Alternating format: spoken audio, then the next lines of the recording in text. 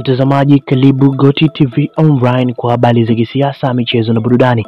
Mtazamaji, kama ni mara yako ya kwanza unajiunga nasi ndani ya Goti TV, usiache kusubscribe kwa kubonyeza alama nyekundu ambayo chini ya video iko, hakika zaidi kuendelea kupata taarifa zetu kila siku.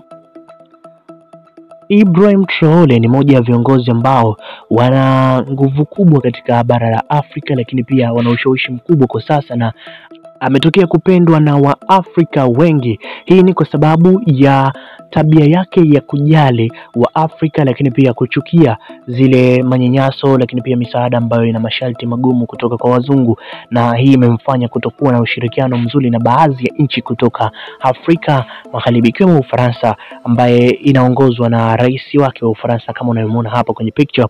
Lakini hivi karibuni Ibrahim Traore ameweza kumfukuza aliyekuwa waziri mkuu wa Burkina Faso, na hii ni kwa sababu ya waziri mkuu huyo aliweza kufanya jaribio la kutaka kumuua Ibrahim Traore kwa sumu, na hii imeonyesha ni kiasi gani wasaliti wapo wanamzunguka.